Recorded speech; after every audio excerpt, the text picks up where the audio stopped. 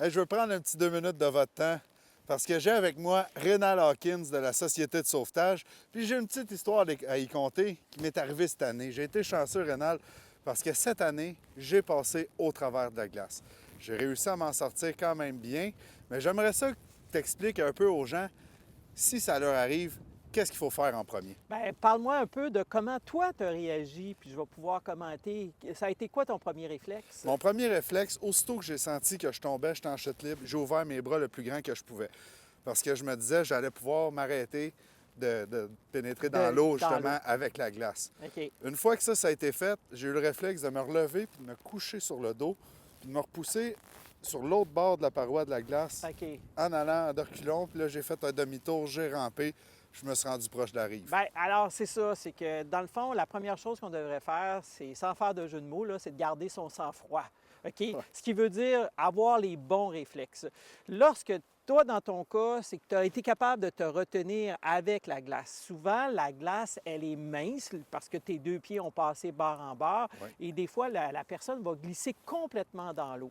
Et là, aussitôt qu'elle revient à la surface, il faut qu'elle apprenne à contrôler sa respiration parce qu'elle est en état de choc.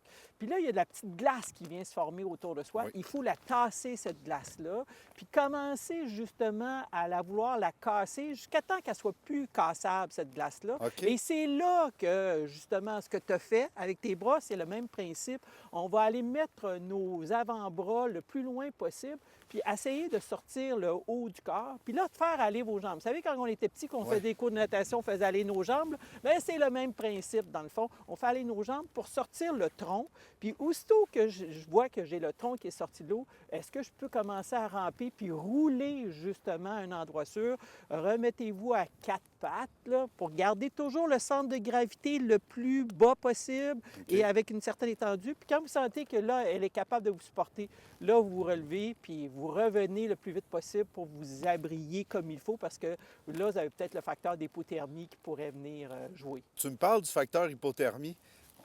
Un exemple, on traverse la glace. On peut compter combien de temps pour justement avant d'être atteint puis de plus être capable de bouger? Il y a une règle, OK, que l'Université du Manitoba à Winnipeg a développée avec toute sa recherche. C'est ce qu'on appelle la survie en eau froide.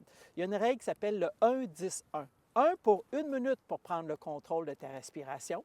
OK. 10 minutes de force musculaire pour pouvoir justement tenter de trouver une façon de sortir de l'eau. Et si jamais tu n'y arrives pas, dépendant de ta forme physique, dépendant aussi des vêtements que tu as, aussi Oui. on comprend, tu as peut-être environ 1 heure devant toi avant que ça soit vraiment le facteur d'hypothermie qui t'amènerait à perdre connaissance. Ça peut être moins, ça peut être un petit peu plus, dépendant toujours aussi des conditions, mais surtout de c'est quoi la tenue vestimentaire, les bottes que tu as, est-ce que ça t'amène vers le fond. Vous savez, il y a des combinaisons maintenant hivernales qui sont munies de dispositifs de flottaison. Ça, c'est l'idéal, mais on sait que ce n'est pas tout le monde qui le porte. Si jamais ça arrive, contrôle ta respiration. Dis-toi que tu as un 10 minutes devant toi pour pouvoir trouver les façons de sortir de l'eau. Et si jamais tu restes encore dans l'eau, paniquez pas, vous allez être capable de pouvoir rester pendant un certain temps, dépendant de votre forme physique. Je te remercie, Rénal, vraiment pour tes explications.